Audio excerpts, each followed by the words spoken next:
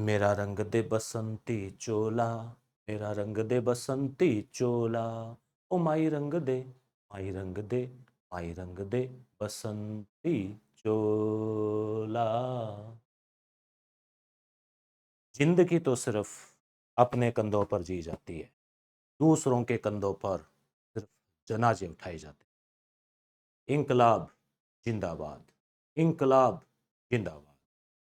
नमस्कार मित्रों, शहीद आजम भगत सिंह इन्हीं शब्दों के साथ देश की आज़ादी के लिए अपने जान की कुर्बानी दांव पर लगा दी, फांसी के फंदे पर झूल गए। तो आज की क्लास में हम शहीद आजम, नौजवान सभा के संस्थापक, HSRA के सदस्य भगत सिंह की जो पूरी कहानी है, जो इनका पूरा जो बलिदान की गाथा है, उसको हम समेटने का प्रयास करेंगे। आपके सामने हम इसको रखेंगे। तो साथियों, जैसा कि हम भारत का स्वतंत्रता संग्राम, आज़ादी का संघर्ष, ये कड़ी में भगत सिंह, सुखदेव, राजगुरु, इनके बारे में हम पढ़ेंगे, चंद्रशेखर आज़ाद। तो पहले आपको थोड़ा सा घटनाक्रम परिदृश्य समझ लेना चाहिए कि अंग्रेज़ों के खिलाफ एक बड़ा संघर्ष 1857 में हुआ था, हालांकि वो सफल नहीं रहा। उसके बाद में एक बड़ी घटना जो है वो होती है 1885 में, एक संगठन स्थापित किया जाता है, भारतीय राष्ट्रीय कांग्रेस। फिर शुरुआत में जो कांग्रेस के जो नेता थे, नौरोजी है, देव जी है, बनर्जी है, तो वो सब थे उदारवादी। तो इसका जो प्रारंभ का जो दौर रहा 1805 से लेके 1905 तक का, वो दौर रहा नरम पंथ का। नरम पंथ के जो नेता थे, हालांकि उन्होंने कई मुद्दे उठाए, जन जागृति का कार्य किया, कांग्रेस संगठन की नींव डाली और इसको मजबूत बनाया। उनकी भी भूमिका अहम थी उस टाइम में। तो नरम पंथ का दौर रहा। उसके बाद में 1905 में जो बंग भंग का दौर आया और स्वदेशी आंदोलन ने जैसे ही जोर पकड़ा, उसके बाद 1905 से लेके 1920 तक का जो दौर है वो गरम दल का दौर माना जाता है, जिसमें लाल बाल पाल, अरविंद घोष जो है वो काफ़ी सक्रिय थे, कांग्रेस पार्टी के साथ मिलकर कार्य कर रहे थे और उन्होंने जो है क्रांतिकारी मार्ग को अपनाया था। उन्होंने अंग्रेजों से नरम पंथ को छोड़ के, विनय, अपील, उन सब को छोड़ के सीधा जो है मार्ग अपनाया। तिलक ने कहा भी था कि स्वराज्य मेरा जन्म सिद्ध अधिकार है और इसे मैं लेकर रहूंगा। तो इस प्रकार से इन्होंने जो मार्ग अपनाया था और इसके चलते इनको जेल भी हुई, कारावास भी हुए। विनायक दामोदर सावरकर, मदन लाल धिंगरा, श्यामजी कृष्ण वर्मा, प्रफुल्ल चाकी, खुदीराम बोस जैसे कई क्रांतिकारी जो है उन गतिविधियों को अंजाम भी दे रहे थे। तो ये एक ऐसा दौर था जब राष्ट्रीय आंदोलन तेजी पकड़ रहा था और जो है अंग्रेजों को सबक सिखाने के लिए, यहाँ से भगाने के लिए, हथियारबद्ध क्रांति के लिए तैयारी कर रहा था।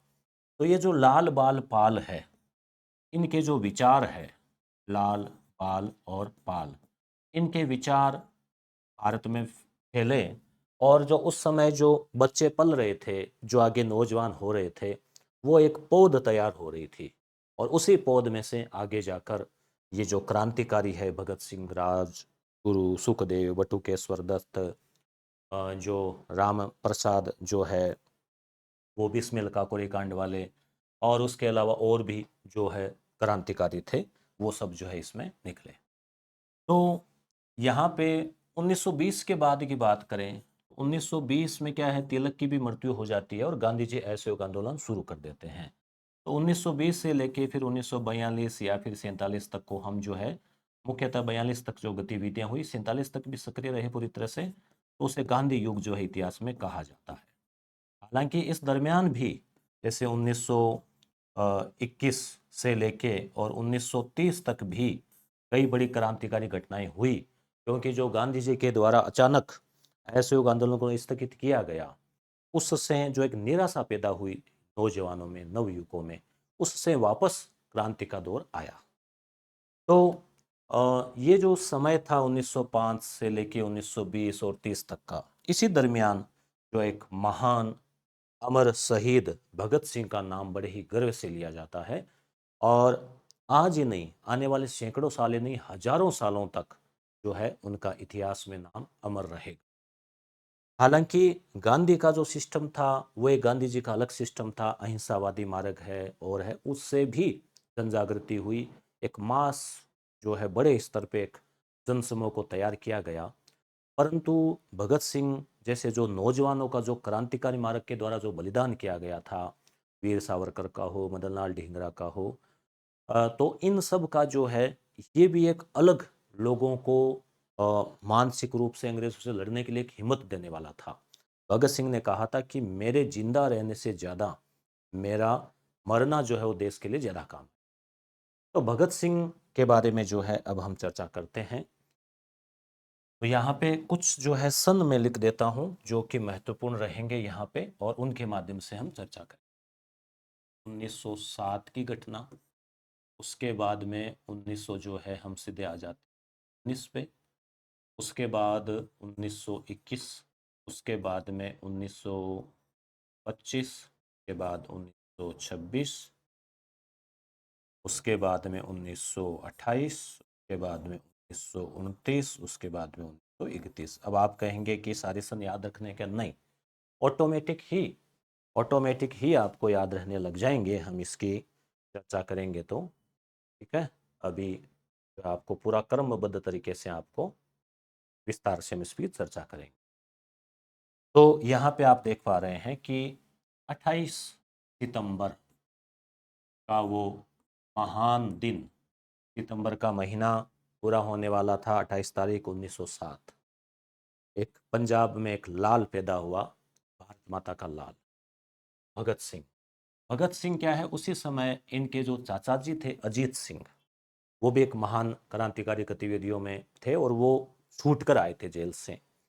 तो इनकी माता को और परिवार में लगा कि ये बड़ा भाग्यशाली बच्चा जो पैदा हुआ है, तो भाग्य से ही इसका नाम रखा गया भगत। हालांकि जी इनके जन्म की तारीख को लेकर कुछ और भी तारीख आती है इसमें, और सामान्यतः जो है 28 सितंबर ही मान ली गई है। उसके बाद में ये जो बालक है वो बड़ा हुआ, परिवार पूरा क्रांतिकारी परिवार ही था, चाचा जी अजीत सिंह, और उसके अलावा ये जब कॉलेज में पढ़े तो जो है लाला जी वाली कॉलेज में थे, ये लाला लाजपत राय वाली, और उस समय जो गतिविधियां थी तो वो भी पूरी तरह से क्रांतिकारी गतिविधियों का एक माहौल था। उसमें जैसे 1909 में करजन वायली की हत्या, और उसके अलावा और भी गतिविधियां, तो उन सब का भी बाल मन पर, हालांकि बहुत छोटे थे, पर आगे जाकर प्रभाव पड़ रहा था। 1919 में रॉलेट एक्ट का आना और भारतीयों पर अत्याचार करना, और सबसे बड़ी घटना जो था जलियांवाला बाग कांड की।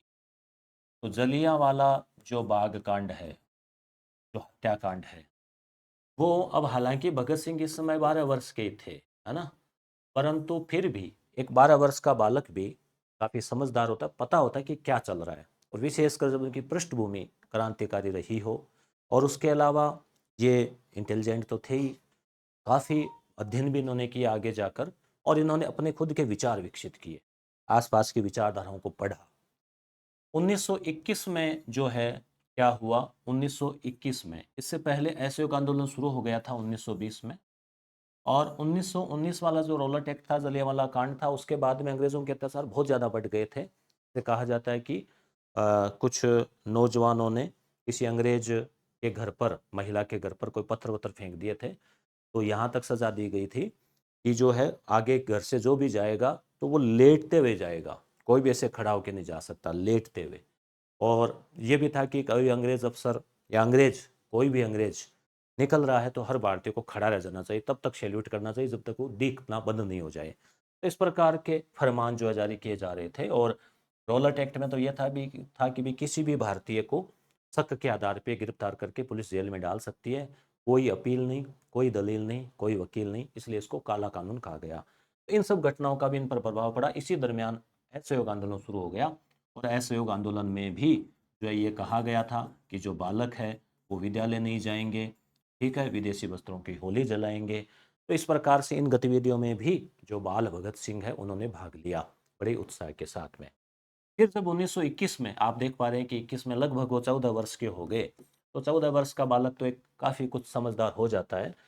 तो उस समय गांधी जी ने जो चोरा चोरी कांड था और उसके बाद में जो असहयोग आंदोलन को बंद कर दिया था, तो अचानक बंद कर देने से जो है गांधी जी के प्रति भी थोड़ा सा कि इनका जो लगाव है या जो एक विचारधारा है उसमें थोड़ा परिवर्तन आ गया और इनको लगने लगा कि अहिंसा के मार्ग से या फिर इस प्रकार के असहयोग के मार्ग से इन साधनों से आज़ादी नहीं मिलने वाली। आज़ादी के लिए क्रांति के कारी जो मार्ग है वो ही चुनना पड़ेगा। और फिर इनका जो है संपर्क क्रांतिकारियों से होने लग गया, जिसमें कि राम प्रसाद बिस्मिल। तो राम प्रसाद बिस्मिल जो है जिन्होंने अशफाक उल्लाह खान के साथ में मिलकर काकोरी कांड जो है यानी कि काकोरी ट्रेन का जो सरकारी खजाना है उसको लूटा था। तो राम प्रसाद के साथ में ये थे और राम प्रसाद के सामने इन्होंने दीपक के ऊपर हाथ रख कर कसम खाई थी, जिसमें इनका हाथ भी जल गया था कि चाहे जो है कुछ भी हो जाए, जान भी देनी पड़े, परंतु जो है देश के लिए ही कुर्बानी दी जाएगी और आपकी आज्ञा का अक्षरशः पालन किया जाएगा। चंद्रशेखर और भी इनके साथ में थे। अब 1925 का वर्ष क्यों महत्वपूर्ण रहा? काकोरी कांड। तो काकोरी कांड में भी जो है ये सब शामिल थे, पूरी जो नौजवानों की जो टीम थी वो सब शामिल थी। मुख्यतः रामप्रसाद बिस्मिल, अशफाक उल्लाह खान इनको फांसी दी गई, परंतु बाकी ये सब लोग भी जो है प्रत्यक्ष अप्रत्यक्ष रूप में उसमें 1926 में भगत सिंह ने एक नौजवान नौजवान सभा की स्थापना, जो कि क्रांतिकारी गतिविधियों के लिए जानी जाती थी। फिर ये जो नौजवान सभा है उसको HRA, हिंदुस्तान रिपब्लिक एसोसिएशन के साथ में जोड़ दिया गया। चंद्रशेखर आज़ाद आदि इसमें साथ में थे और नौजवान सभा में ये भगत सिंह और छबील दास जो है वो साथ में थे। फिर जो है चूंकि ये जो भगत सिंह है वो समाजवाद के समर्थक थे, कार्ल मार्क्स की विचारधारा से प्रभावित थे और रूस में जो 1917 में क्रांति हुई थी, हालांकि आप कहेंगे क्रांति के समय तो 10 वर्ष के थे, परंतु क्रांति के जो आगे के विचार थे, जो कि साम्यवाद चल रहा था उस समय, उससे भी बड़े प्रभावित थे और लेनिन से भी ये प्रभावित थे। लेनिन है, मार्क्स है और ये समाजवाद यानी कि समाज के अंदर समानता स्थापित होनी चाहिए, अमीरी गरीबी का फासला खत्म होना चाहिए और पूंजीवादी शोषण के ये खिलाफ थे और समाजवाद साम्यवाद के ये समर्थक थे। तो हिंदुस्तान रिपब्लिक एसोसिएशन का भगत सिंह के कहने से HRA का HSRA जो है हरा का हसरा, इसे हरा हसर ट्रिक से याद रख ले, हिंदुस्तान सोशलिस्ट रिपब्लिक एसोसिएशन जो है वो नाम इसका दिया गया। तो सोशलिस्ट शब्द जो है ये भगत सिंह का ही सुझाव था। तो नौजवान सभा से नौजवान सभा HRA में मिल गई और HRA आगे जाके HSRA जो है वो बन गया। फिर 1928 की घटना, जब साइमन कमीशन भारत आया था और हम इसके बारे में पहले चर्चा कर चुके हैं काफ़ी, वो बाकी क्लासेज में लाला जी वाले में और में तिलक वाली और लाला जी वाली। तो लाला जी जो है, लाला जी के ये सब शिष्य थे और लाला जी विरोध कर रहे थे साइमन कमीशन का। तो जो स्कॉट है उसने आदेश दिया था, एसपी ने, जिला पुलिस अधीक्षक ने, लाठीचार्ज का, और लाठीचार्ज में लाला जी जो है वो घायल हो गए और उसके बाद में वो शहीद हो गए। तो उन्होंने कहा भी था कि मेरे जो शरीर पर पड़ी एक एक लाठी अंग्रेजी साम्राज्य के कील, अंग्रेजी साम्राज्य के ताबूत में एक एक कील साबित होगी। और जब इस प्रकार से लाला जी का असामयिक देहांत हो गया तो ये जो जितने भी उनके शिष्य थे, भगत सिंह है, राजगुरु है, चंद्रशेखर, उनका खून खोल उठा और वो बदले की आग से जो है वो बदले की आग में जो है वो झुलस रहे थे और उन्होंने बदला लेने की ठानी। उन्होंने तय कर लिया कि स्कॉट जो है, जिस पुलिस अफसर ने, जिला पुलिस अधिकारी ने आदेश दिया था लाठीचार्ज का, अब उसका नंबर है। तब उन्होंने प्लानिंग बनाई और जो है उसकी हत्या के लिए प्लानिंग बनाई। तो इसमें क्या था कि इसमें चंद्रशेखर आज़ाद है, वो साथ में थे, सुखदेव है, वो साथ में थे, सुखदेव, राजगुरु भी साथ में थे, राजगुरु, और साथ में एक जय गोपाल और था।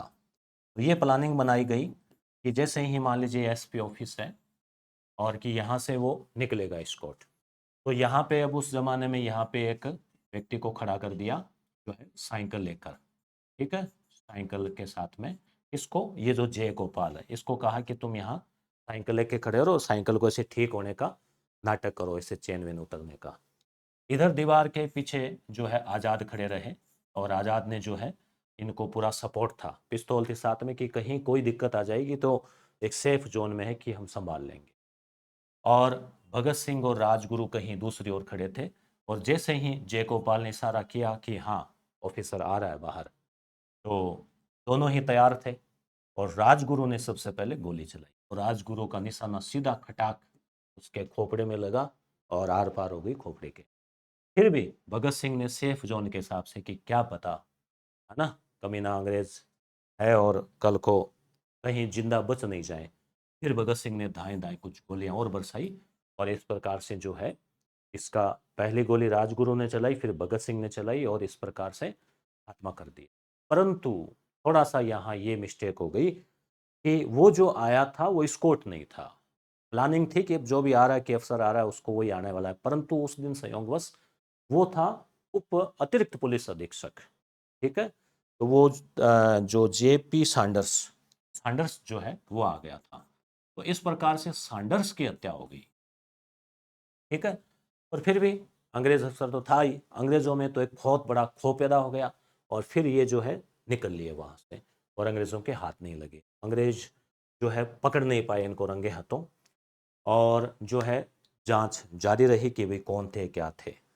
तो इन सब की इसी बीच एक और हुआ कि इसका जो एक सिपाही था, कोई लिपिक वगैरह था, उसका नाम था चंदन, चनन चनन नाम था, तो वो पीछे भागा इनको पकड़ने के लिए, तो मजबूरी में फिर इनको उसको भी मारना पड़ा, उसके भी गोलियां चलाई। तो ये एक बहुत बड़ा एक जो है उस समय तत्कालीन अंग्रेजी साम्राज्य में एक बहुत सन्नाटा सा फैल गया। इस प्रकार से एक ऑफिसर को भारतीयों ने, नौजवानों ने उड़ा दिया है। और फिर अगले दिन इसने जो एचआरए है, एचएसआरए, उसने एक अखबार में बाकायदा निकाला, पेम्पलेट निकाला अखबार में कि हम इस प्रकार से जो है हमने किया, जिम्मेदारी ली, और कि आगे भी नहीं छोड़ेंगे। वो आपको दिखाएंगे भी सारे पेम्पलेट वगैरह। फिर 1929 में क्या हुआ, अब ये इसकी जांच चल रही थी घटना की कि भी क्या होना है, कौन इसमें लोग जिम्मेदार है, पकड़े जा रहे थे, परंतु तत्काल में कौन थे अंग्रेजों को अभी तक पता चल नहीं पाया था।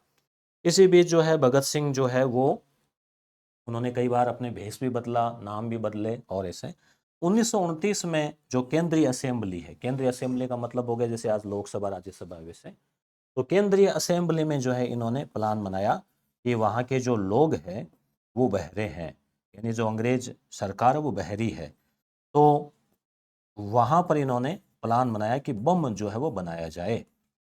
तो हालांकि इनके साथ में महिला का नाम भी आता है, जिसके पति है वो इनके साथ थे, और वो बम बनाने के लिए जो है वो बम तैयार करते थे, परंतु उसका नाम मुझे याद नहीं रहा अभी, सबील दास या कोई और ही था, तो वो जो है बम का प्रयोग कर रहे थे कि विस्फोट हो गया और खुद मर गए, ठीक है। तो वो एक अलग घटना थी इसी समकालीन। तो अब भगत सिंह, एचआरए ने प्लान बनाया कि किसको चुने, तो फिर लास्ट में भगत सिंह, और उसके साथ में था बट्टू केसवर, बट्टू केसवर दत्त। तो इसमें आप ऐसे ट्रिक याद रख सकते हैं कि भाई केंद्रीय असेंबली में गए, भगत सिंह गए, और साथ में बटुआ भी ले गए, बटुआ होता ना, बटुआ पर्स, तो भगत सिंह बटुआ, तो बटुआ से याद रह जाएगा बट्टू केसवर दत्त, क्या भूलोगे नहीं। तो क्योंकि तो बटुआ एक कीमती चीज़ होती है, पैसे उसी में रहते हैं, तो ऐसे बट्टू केसवर दत्त और भगत सिंह दोनों की जो जोड़ी है वो बम लेकर अंदर भी चली गई, आप सोचो। अब उस समय सारे अंग्रेज भारतीय जा रहे हैं, जो आम दर्शक दीर्घ है ना उसमें, और फिर उन्होंने वहां से बम फेंका नीचे, और बम उनकी ऐसे किसी को हत्या करने का, मारने का इरादा नहीं था, जानबूझकर जो खाली बेंचें थी वहां पे बम फेंका। हालांकि वे असेंबली में फिर धुआंसा हो गया, और थोड़ी बहुत भगदड़ से कुछ घायल भी हुए कुछ लोग, अंग्रेज वगैरह। तो ये जो है इन्होंने साफ साफ फिर इंकलाब जिंदाबाद के नारे लगाए, और जो है अपनी गिरफ्तारी जानबूझ कर दी कि भाई हम जो है वो भागना नहीं चाहते, हम आपको दिखाना चाहते हैं कि भारतीय नौजवान अब आपको छोड़ने वाले नहीं हैं।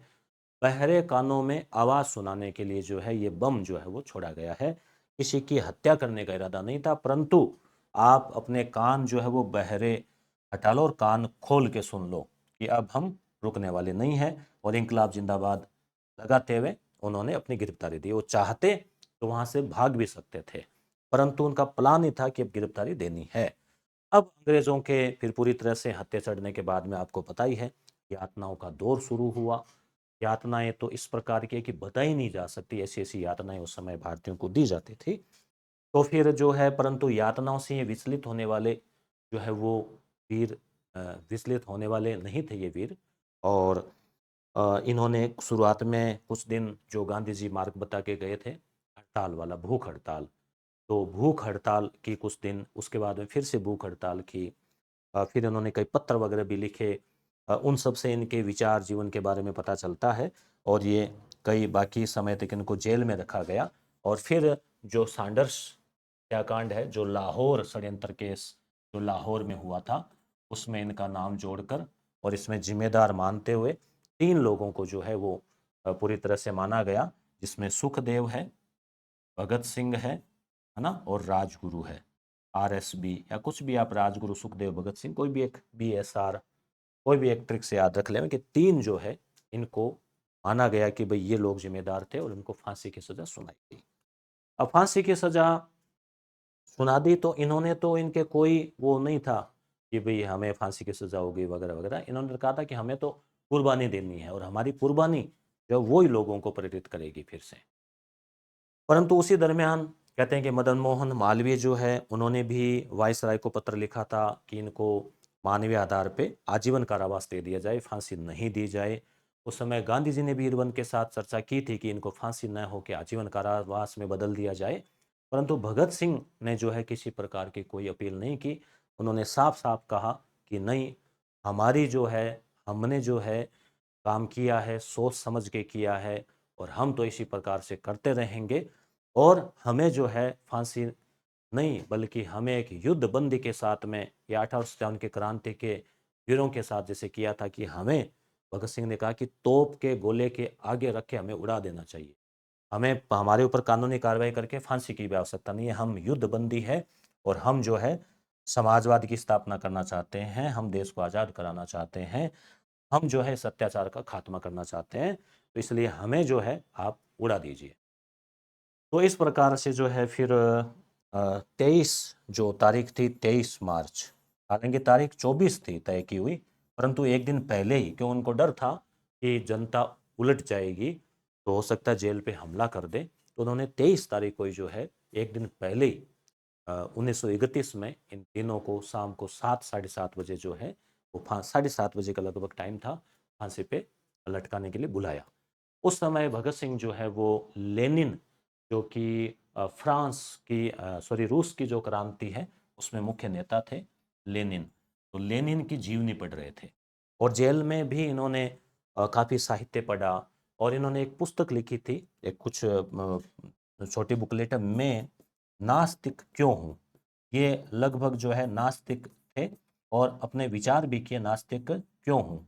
ये पुस्तक मेरे भी अभी कुछ दिनों पहले हाथ लगी थी, 1-2 साल पहले। छोटी सी किताब है, पढ़ी थी, आप भी पढ़ सकते हो, लगभग घंटे भर में पढ़ सकते हो आप। परंतु काफ़ी बहुत तर्क गहन जो चिंतन का जो लेवल था भगत सिंह का, ज्ञान का जो लेवल था, इतनी कम उम्र में इन्होंने काफ़ी गहन ज्ञान प्राप्त किया था। तो वो पुस्तक पढ़ रहे थे, फिर उनसे पूछा कि भाई आपकी अंतिम इच्छा क्या है। तो उन्होंने कहा कि इस पुस्तक को मैं पूरा कर लूँ, यही अंतिम इच्छा है। परंतु अब टाइम हो गया था तो वो रुक नहीं पा रहे थे, तो वो अंग्रेज जो सिपाही थे वो रुके नहीं। तो फिर लेनिन ने अपनी जो पुस्तक थी हाथ में उसको ऊपर उछाला, तो कहीं छत वत पे वो गिर गई होगी। उसके बाद में उनको फांसी पे झूल गए वो, और इंकलाब जिंदाबाद के नारे लगाते हुए। अब अंग्रेजों को पता था कि गड़बड़ तो हो सकती है, बड़े स्तर के ऊपर जो है गांव आसपास विरोध होगा। तो उनको जो है वो लोंगेवाला ऐसे कुछ जगह थी, लाहौल वाला, वहीं पे वो फांसी दे दी गई थी उस जेल में।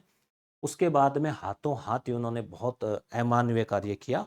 उनके शवों के टुकड़े करके बोरी में डाल के और बाहर ले गए, और केरोसिन तेल डाल के जो है उनको आनन फानन में जला दिया, और अधजली जो अस्थियां थी उनको तालाब में फेंक दिया। उनको ये डर था कि कहीं अगर लोग बाग आ गए तो फिर जो है, उनको पता था अगले दिन आएंगे, तो पहले से ही जो है कर ले, नहीं तो फिर वो कुछ करने नहीं देंगे, उनकी जान को खतरा हो सकता है। तो ये बात जैसे अब सबको पता चल गई, तो भगत सिंह की बहन है और उसके अलावा और भी जो क्रांतिकारी है, लोग बाग और है, वो सब आ गए, और उन्होंने उन अंग्रेज अफसरों को वहाँ से भगाया। और फिर अगले दिन जो है उन्होंने रावी नदी के किनारे जहाँ लाला जी का अंतिम संस्कार हुआ था वहीं पर हिंदू विधि विधान से घी के साथ जो है वो चिता जलाकर जो भी अस्थियां वगैरह बची थी और उनका एक अंतिम संस्कार विधि विधान से किया।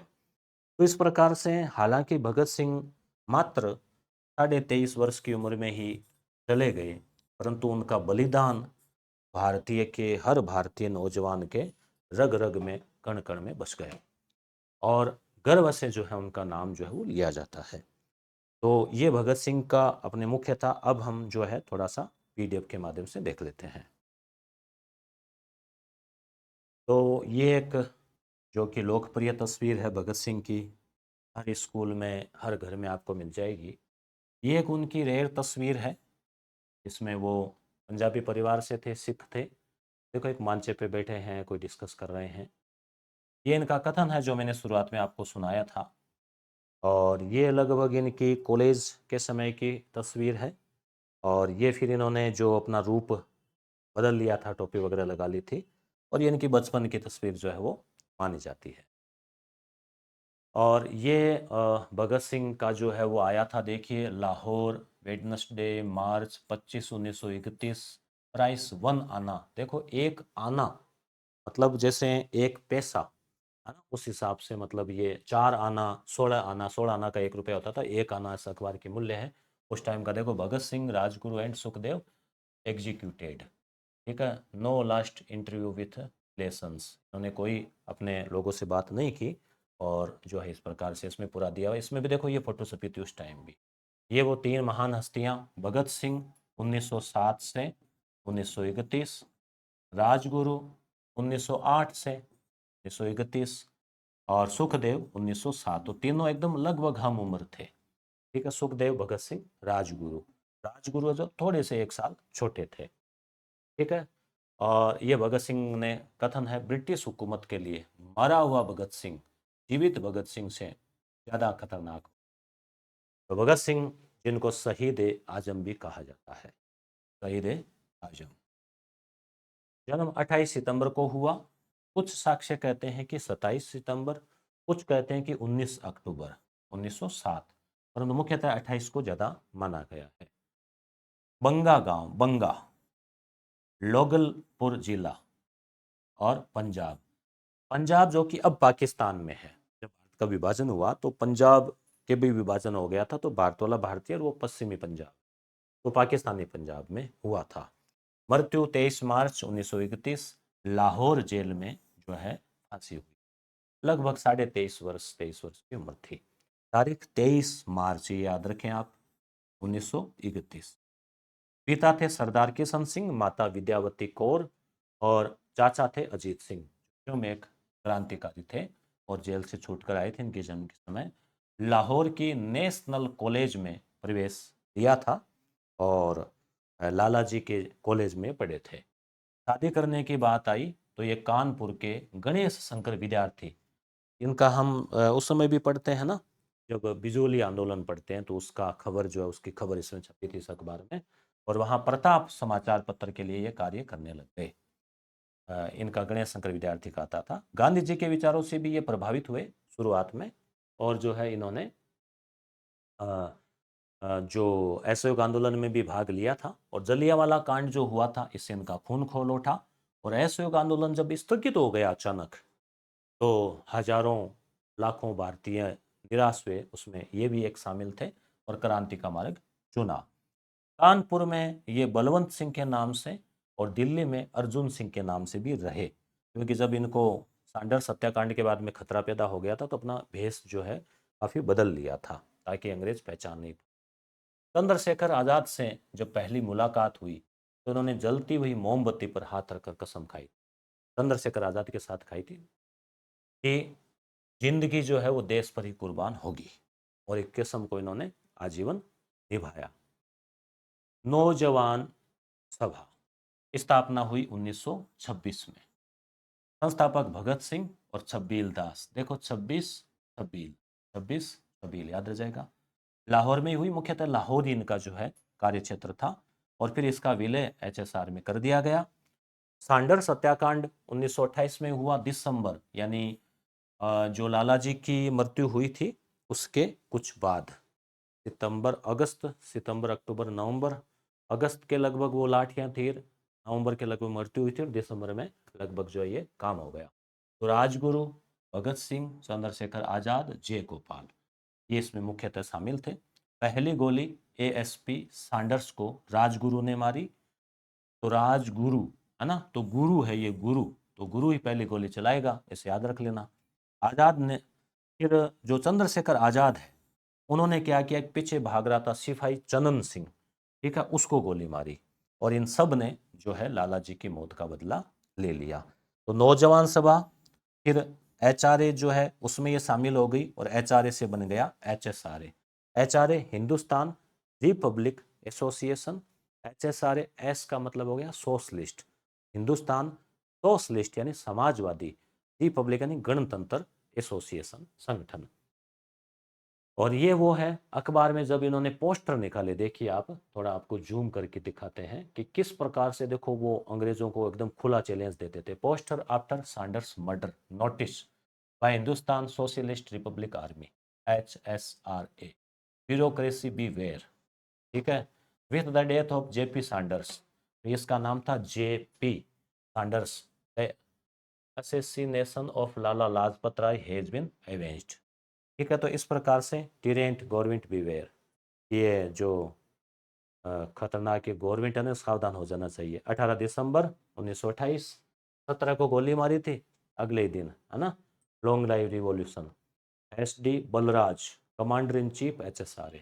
तो ये बलराज का नाम भी आप ध्यान में रख सकते हो, बलराज नाम भी देखो वास्तव में ऐसे लग रहा है ना खतरनाक, बलराज। तो ये HSRA का कमांडर इन चीफ था और इसने ये नोटिस निकाला अंग्रेजों। तो आप सोचिए कि क्या हालत एक बार के लिए अंग्रेजों की हो गई थी। और उसके बाद में भगत सिंह का संबंध सैंडर्स की हत्या से जुड़ा हुआ था और इसी हत्याकांड के आरोप में फिर इनको फांसी की सजा हुई थी और ये लाहौर षड्यंत्र केस जो है वो कहलाता है। फांसी की सजा JC हिल्टन, हिल्टन, हिल्टन भी हिल गया था, हिल्टन, ठीक है, उसने सुनाई थी। अब है केंद्रीय असेंबली बम कांड, 8 अप्रैल 1929, ठीक है, 1929 में। इसमें आप देख रहे हैं भगत सिंह है, ये बटुकेश्वर दत्त है, ये भी एक नौजवान लड़का ही था। तो इनको 8 अप्रैल 1929 को केंद्रीय असेंबली में ट्रिब्यूनल बिल, ये आप ध्यान में रखें, ट्रिब्यूनल बिल और पब्लिक सेफ्टी, जनता की सुरक्षा, जनता की सुरक्षा का बिल पेश हो रहा है और खुद ही सुरक्षित नहीं थे अंग्रेज, ठीक है, उन पर बम बरसा दिया गया था। बिल पास किए जा रहे थे, उस समय खाली बेंचों के बीच भगत सिंह और बटुकेश्वर दत्त ने बम फेंके और इंकलाब जिंदाबाद के नारे लगाए। दोनों क्रांतिकारियों ने स्वेच्छक गिरफ्तारियां दी और जो है भगत सिंह ने फिर वो जेल की हम बात करेंगे आगे, तो पहली भूख हड़ताल 15 दिन के लिए की, दिल्ली जेल में गिरफ्तारी दी, फिर जेल चले गए। तो जेल में जब इनके साथ में मान लो खाना वाना और प्रॉपर नहीं मिल रहा था अपनी बात मनवाने के, फिर उन्होंने त्याग दिया खाना और भूख हड़ताल की। उसके बाद में दूसरी भूख हड़ताल लाहौर जेल में, मियाँ वाली जेल जो है उसमें 64 दिनों हेतु की थी। तो ऐसे बताते हैं कि इनका जो वजन है वो पहले लगभग 60 किलो के आसपास था, फिर 54 किलो तक हो गया था। भगत सिंह फांसी के पूर्व लेनिन की जीवनी पढ़ रहे थे। अब इनका जो प्रकरण चल रहा था उस दरमियान राष्ट्रीय कांग्रेस पार्टी भी कुछ प्रयास कर रही थी। हालांकि गांधी जी को लेकर कई बार कई जगह अखबारों में और मैं गूगल पे आपको देखता आलोचना भी होती है, परंतु गांधी जी का जो यंग भारत उसमें उन्होंने लिखा भी था कि भाई हम भगत सिंह का जो बलिदान है उसकी प्रशंसा करते हैं। हालांकि उनका जो मार्ग उन्होंने जो अपनाया, हम उस मार्ग अपनाने के लिए नहीं कह रहे युवाओं से, परंतु उन्होंने जो अंग्रेजों के अत्याचार के फलस्वरूप प्रतिक्रिया स्वरूप अपनाया है, तो उनकी शहादत जो है वो काम आएगी, इस प्रकार का बयान उन्होंने दिया था। तो तत्कालीन कांग्रेस अध्यक्ष थे पंडित मदन मोहन मालवीय, उन्होंने भी वायसराय के सामने अपील की थी कि भाई इसको, इनको जो फांसी की सजा है उसको आजीवन कारावास में बदल दिया जाए।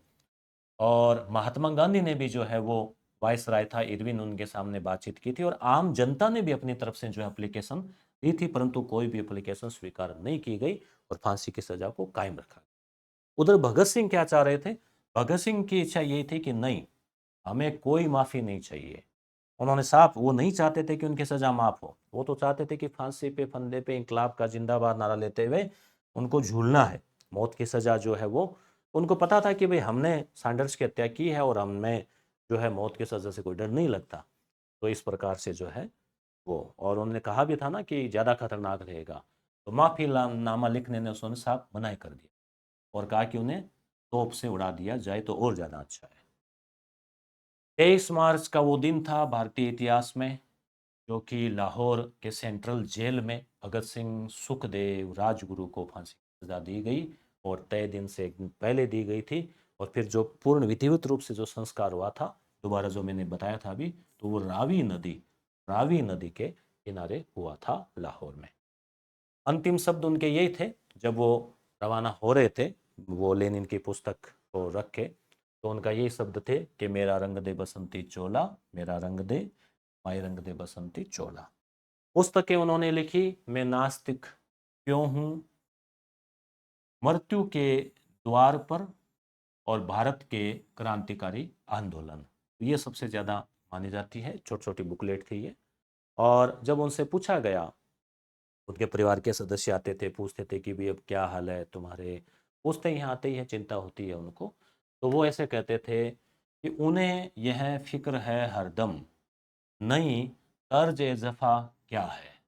उन्हें यह फिक्र है हरदम, नई तर्ज जफ़ा क्या है, यानी कि अब क्या हाल है, कैसी क्या स्थिति है। हमें यह शौक है देखें, सितम की इंतहा क्या है। कि भाई जो सितम है, जो अत्याचार कर रहे हैं अंग्रेज लोग, उसका इंतहा, उसका अंजाम क्या है, उसका अंत का क्या है, ये देखते हैं।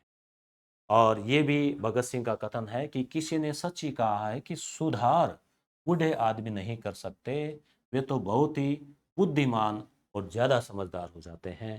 सुधार तो होते हैं युवकों के परिश्रम, साहस, बलिदान और निष्ठा से, जिनको भयभीत होना आता नहीं, और जो विचार कम और अनुभव अधिक करते हैं, अनुभव करते हैं, इसलिए जो है वो कर डालते हैं काम। ये भगत सिंह का था। तो अब एक बार पुनः आपको मुख्यतः क्वेश्चन क्या क्या बन सकते हैं, तो जैसे जन्म, ठीक है, जन्म स्थान, मृत्यु, फांसी की तारीख 23 मार्च 1931, उसके अलावा पुस्तक में नास्तिक क्यों हूँ, उसके अलावा नौजवान सभा का आ सकता है, HRA HSRA, इनके बारे में भी हम और पढ़ेंगे। जैसे चंद्रशेखर आज़ाद में भी इसमें आ जाएगा इनका।